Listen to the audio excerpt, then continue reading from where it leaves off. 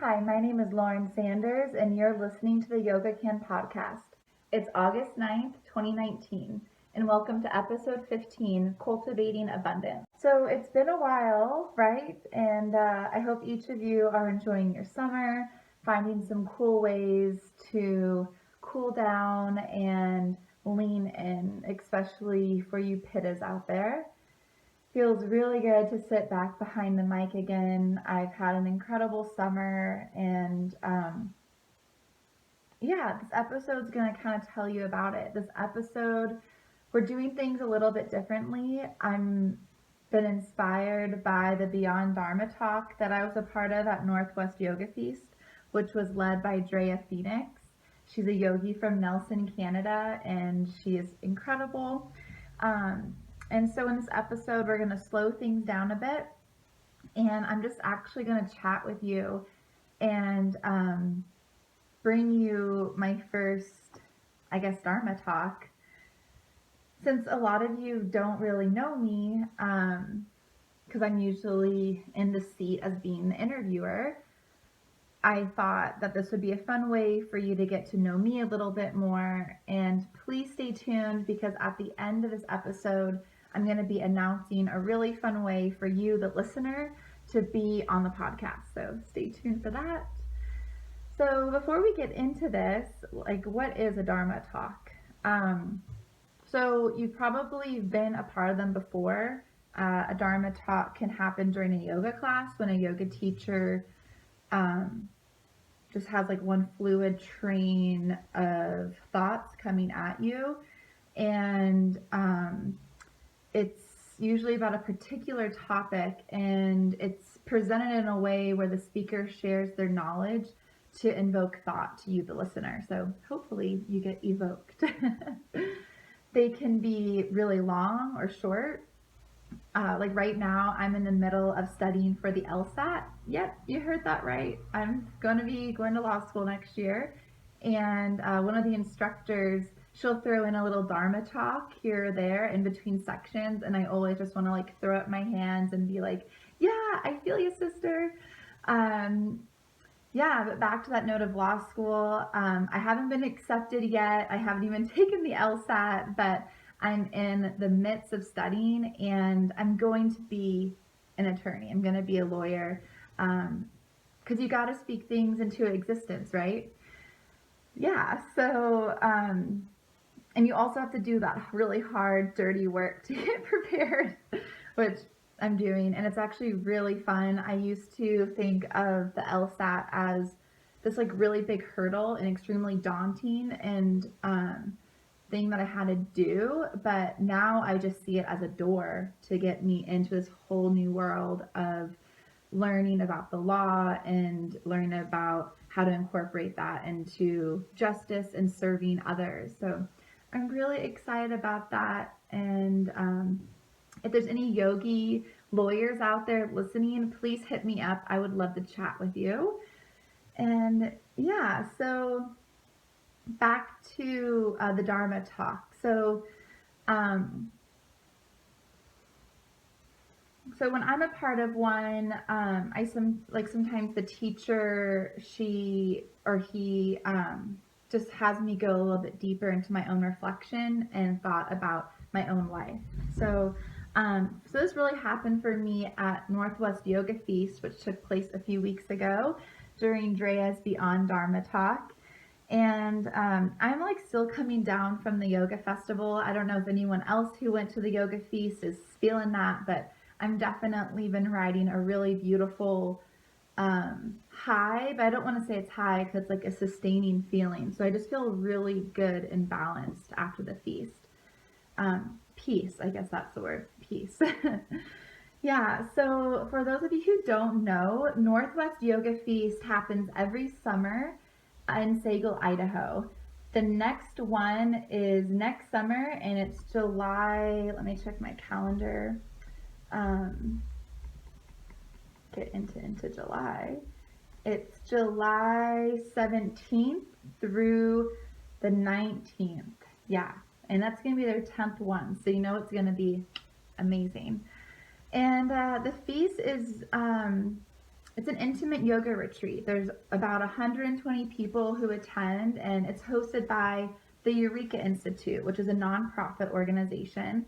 And at the feast, a group of gifted teachers who live primarily within the Northwest region guide you through a series of different classes and workshops. And there's a really big variety there. There's kirtan, there's dancing, there's yoga, there's gentle yoga, there's dharma talks, and there's even painting, which I had the best time. I'll show you that painting that I made in Holly's class on Instagram, okay? And yeah, so like throughout the feast, you practice yoga, you do other workshops too. There's an Ayurveda workshop, dancing, like I said. You can also not do any of that and just kind of chill on your own. And, the schedule's there with the classes for you just to sort of choose what serves you. And then the Eureka Institute is like 40 acres. So you can just kind of reflect, hang out with friends, meditate, go to the beach, whatever you kind of want, and then just go to yoga or whatever class is calling to you. Yeah, so at the feast, you eat really tasty food. They call it a feast for a reason. Mama Bear, aka Carrie Ann, she throws it down in the kitchen with really healthy vegetarian food and awesome dessert. And yeah, it's just a really great time to grow in community because you become a part of something that's bigger than yourself. And the minute that I walk onto the property, this like beautiful 40-acre property that's ran by Steve Holt and many, many other great giving volunteers, I really received this sense of serenity. It was like I was coming into a vacation, and like, that feeling when your shoulders just kind of relax? Yeah, it was just like that. And the Eureka Institute is about 10 minutes away from Lake Pend Oreille, and that's like one of the deepest lakes in North America. If you didn't know that, fun fact. And yeah, like when you're there, you come into this time that you have intentionally carved out for yourself. So it's time that you've carved out for you, by you. And when you start a yoga class and the teacher is getting you in the zone, saying things like, this is your hour. This is your time to serve yourself. Give your body what you need. Give your mind what you need. Well, that's basically what Northwest Yoga Feast is, but that's for a whole weekend. So there's a lot of opening and intention that happens there, and just a really fun time too. So this was my second year going to the feast, and so now we're getting into the Dharma talk. Kind of. I don't really know when they start and when they end, so well, I know when they end because when the podcast ends or the episode ends, but anyway, so yeah, this is my second year that I went to the feast, and last year when I went, I had a very intense experience at the feast. I had just finished the 200-hour yoga teacher training, and for those of you who haven't really gone through a 200-hour teacher training, at least I experienced that I was very open and ready to go deeper within myself. And one of the classes that I went to last year actually was Saturday morning, 7 a.m., was with Drea, and it was one of her yin classes. And she got me into this posture, a seated, wide-legged forward fold, and my belly went toward the earth. My muscles gradually began to let go, and so did my eyes. They began to tear up, and my body began to let go and just really surrender to the earth. And I remember like reaching my hands out over my head onto the grass, and it was like I was moving my fingertips through hair, like this thick, coarse hair. And then I began to like imagine my mom's hair. And during this time, my mom and I were not on the same page. We were working through a lot of things, and it was a really difficult time for me because I really felt distant from my mom. And it's like I wanted her to be a part of my life, but it was like I couldn't let her in.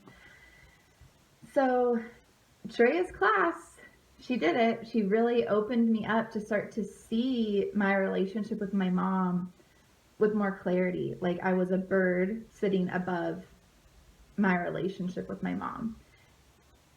And empathy began to take over, and I began to see the sacrifices that she's made and notice her love and dedication that, you know, she has as being my mom and the mom to my siblings and wife to my dad. And I began to reflect on my actions and how they weren't creating a very healthy space for us to have a relationship.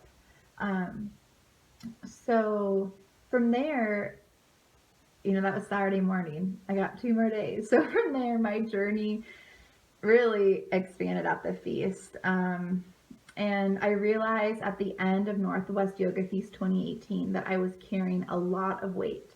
I was carrying a lot of stuff that didn't belong to me. It was like I put everyone else's stuff in a bag, put it on my back, and I was just like walking. And it felt normal until, you know, I realized I have something I have to step into and let that bag go. So to give you a little bit more insight into me, I have this like tendency to think about other people. And I don't mean that in a way where I mean that in a way that's not healthy.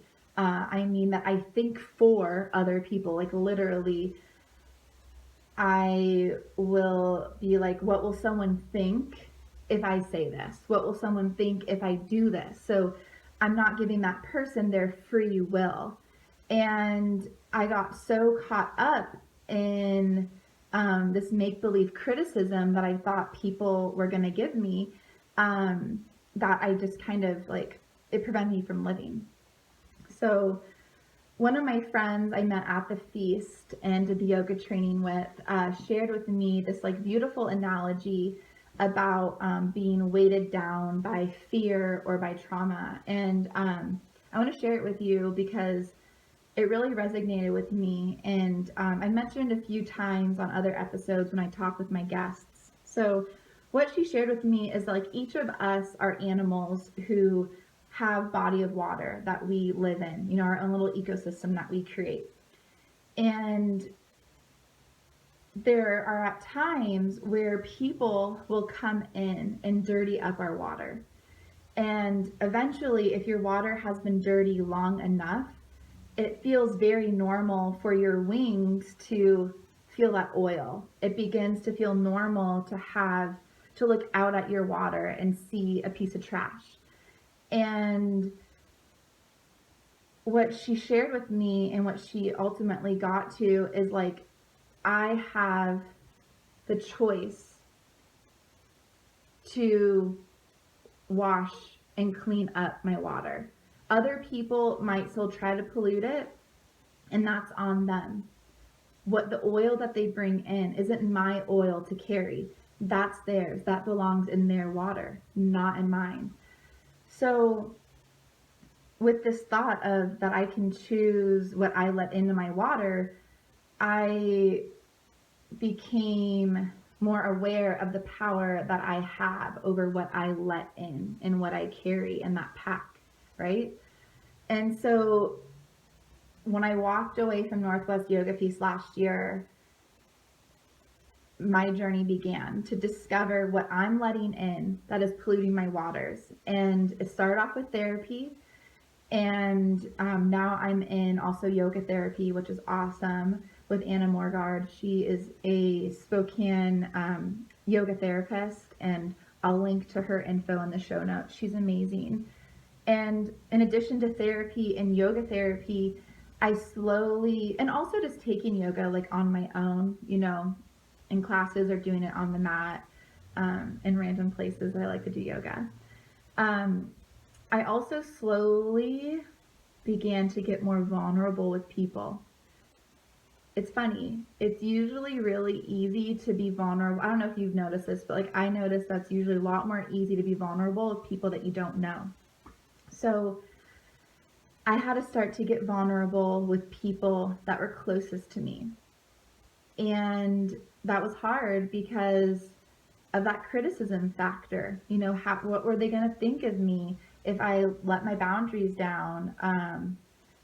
and really opened up with them and told them, stuff that was heavy to me or stuff that I really cared about. And so that was hard, but you really begin to see true colors of others and true colors of yourself. And you begin to realize that there's a beautiful rainbow out there where the more that we all are vulnerable and speak our truth, we just have all these beautiful colors in the sky. So, yeah, just thank you so much, those that are close to me that held space for me to get vulnerable. Thank you so much. And I also learned how to begin to create boundaries without overextending myself, without saying yes to everything, with learning to say no and hold back so I could fill myself up. And this eventually got me into a headspace where I didn't fester so much on my interactions with people anymore, where I stopped thinking so much, oh, why did I say that? What are they going to think?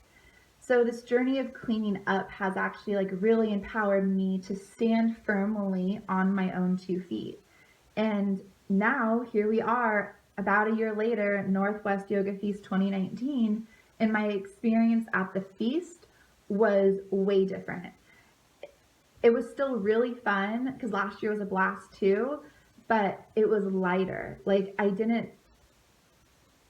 I don't want to go as far as say it was more joyful, because even though I went through a lot of unearthing at last year's feast, it was also really fun too. There was space to, pick myself up and enjoy myself.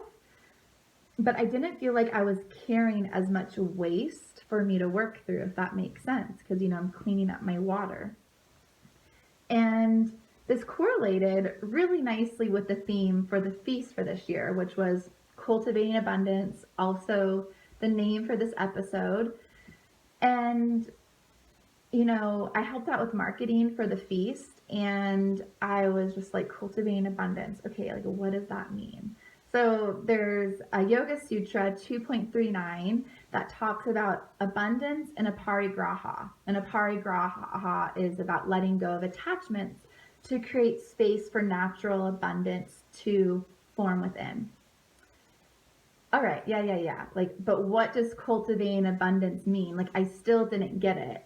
And so I went to the feast, and it wasn't until after the feast, when I was reflecting, that I began to see what cultivating abundance is. And for me, cultivating abundance is best described if you think about a farmer who works their fields, tends their crops in hopes of an abundant year. They take care of the soil. They feed it, water it, prune it, protect it. They work day in and day out to make sure that they can produce abundance. And boom, the sprouts begin to rise. Fruit begins to produce. It's going to be an abundant year. But that whole process of that little sprout coming up of the fruit, that did not happen overnight, right? And it took them time to prepare, took a lot of hard work. It took having faith when working through some uncertain times. It took strength, love, and dedication to nurture their seed, to tend the crop to grow into abundance. I think you might see where I'm going here with this. So that's what cultivating abundance is to me. It's hard work, dedication, faith. Yeah. So that's what it is. Because why do you practice yoga? We don't just do yoga to change ourselves. Well, we might start off with that in mind. But ultimately, we do yoga to change the world by changing ourselves, which is hard work. It means sitting with a mirror, looking at yourself, and seeing what it is that's preventing you from growing. Most of the time, it's our own hand that is suffocating our growth. Because each of you are a beautiful flame. And what do flames need? They need oxygen to glow.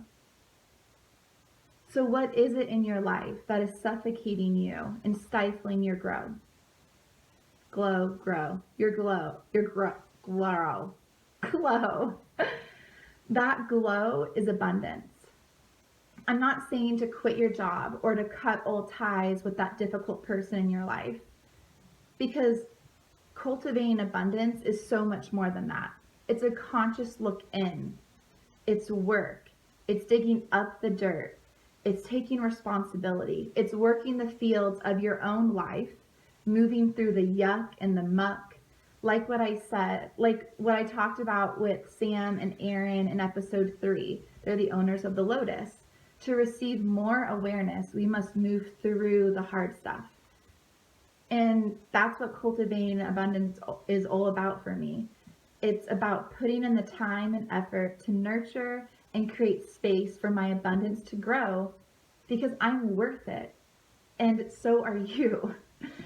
It's learning to have faith and trust in your intuition, to work at that muscle of intuition within, to start to trust that gut of yours. Because before we can serve others and to let our gift shine out to the world, we have to be willing to give that gift to ourselves and to let our shine within, right? I just leave you with this thought of, what is cultivating abundance in your life? What does that look like? For me, what I saw was years of carrying other people's expectations, other people's reactions to situations. I was carrying so much weight that didn't belong to me. I was carrying the fear of being criticized, misunderstood.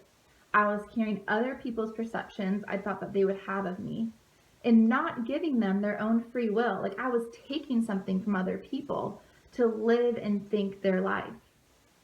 This ultimately was cutting me off from having real, authentic relationships. I was carrying so much that wasn't mine. I was in a state of heaviness. My abundance wasn't there.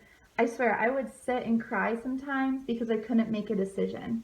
I was like paralyzed because I didn't want to rough up the seas or create any ripples. And it's not that I'm here to be a shit disturber, but you have to do what serves you, what lifts you up, what feeds your fire, what serves your soul, what helps you sleep better at night. Because truthfully, if you're a yogi like me, like I know you are someone who lives on the edge of the social norm. So in this state of letting go of past behavior I was raised with, and this discomfort that I felt comfortable living in, I let it go, and I have begun to feel better in my own body and mind. I feel that I'm understanding the difference between being kind and nice, because I'm a people pleaser. I have codependency stuff that goes way deep, and I get really uncomfortable when I follow through with the boundary and keep it and hold it. And it feels awkward for me because I'm really used to letting my boundaries just kind of be a suggestion. We all have things. So whatever it is that you're carrying, that's harping at you, it's real. Please do not undermine that. It's a real thing within. And sitting in that and letting it fester is not healthy. We have to put action and incorporate the movement and flow that we receive from prana when we breathe within, to move out of that stuff that sticks us, in order for us to foster growth and cultivate abundance. Whew. Well, I think that's like the end of the Dharma talk, I think. Maybe still a little bit more, but I just want to say thank you so much to the beautiful souls at Northwest Yoga Feast who held space for me to come full circle and to feel balanced and to have such a refreshing time at the feast.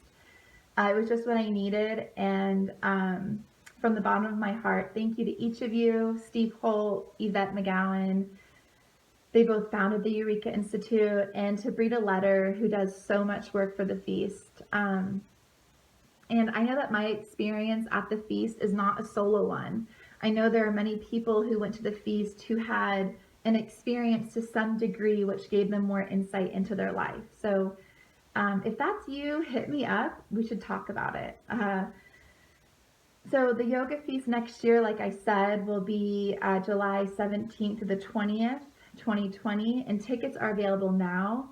I hope you go and dip your toe in to see what it's all about.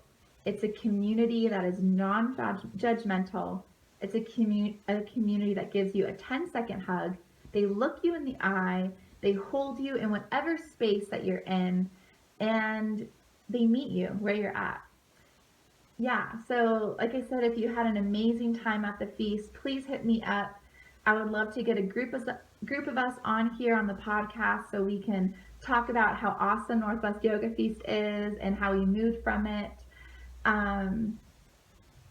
Yeah, it does really open you up to a greater sense of awareness to ourselves and ultimately to the other humans on this earth. Yeah. Yeah, so going back to the theme of this episode, cultivating abundance. What does cultivating abundance mean to you? What does that look like for you? I challenge you to give yourself this time before we move into fall to sit down by yourself or with a trusted companion, to sit in that question and to move into that discomfort of raising that mirror up in front of your face and to peer into your beautiful, deep eyes.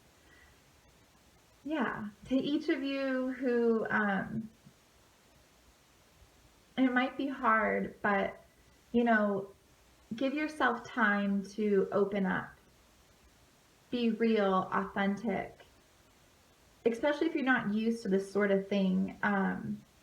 It can be hard and jarring to really begin to crack yourself open. So if it doesn't happen right away, give yourself time, grace, kind of like you're leading a kid on a hike. You're not expecting them to climb up a peak their first hike. You go a little bit up and then you walk back down, and then you go back up a little more and then you walk back down. Be real with yourself. Go at your pace and show that vulnerable side of who you are. Because the more that we do this, we create space for our abundance to fill up, overflow. Because like the lotus flower that grows out of the mud, where it expands its deep roots into the dirty soil, and then that beautiful stem begins to grow up through the water, receiving nutrients from the soil, that dirty place that it came from, and then gain energy from the sun. And then there it is. It's seen on the surface, on its beautiful lily pad. All parts of life are right there. All part of its life is working for it to grow, for its abundance to shine out and within. Each of you are a lotus flower. Every stage of our life has an element of this. So dig it. And it's time for you to shine. It is never too late for you to open up to this. A big thank you to the beautiful souls at the Northwest Yoga Feast. A big hug to my family, my beautiful friends, and to my sweet and loving partner in crime, Dylan. I just want to leave you with this prayer that each of you discover that you have the ability to create space and time to cultivate abundance in your life and to unlock what that means to you. Thank you for sitting down with me. I hope you enjoyed our first Dharma talk together. I guess this is the end. If you enjoyed this episode, please subscribe on whichever platform you're listening on.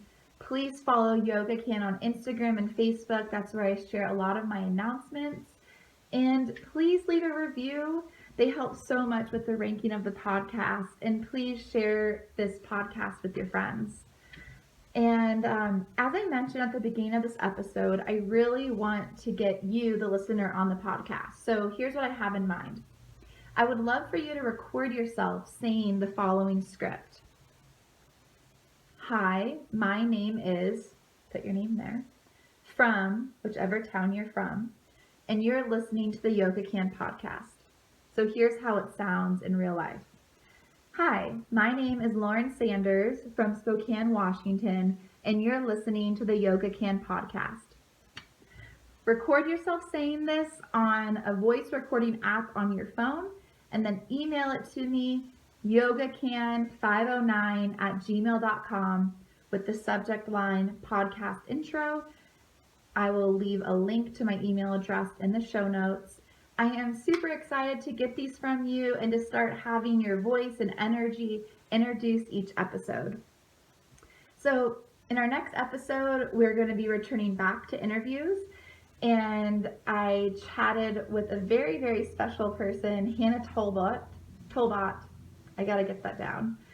And she is a breath of fresh air. It was like I was talking to an old friend. And I'm really excited to bring this episode to you because she has found a way to bring yoga, meditation, Reiki to you in a very unique way. And I'm just excited for you to meet her. Stay tuned for that episode, and please give her a follow on Instagram, Tribe Low Score Life Low Score Events. I'll also link to that in the show notes. So until next time, let's chat on social media. Namaste and Shanti Peace to you and your household.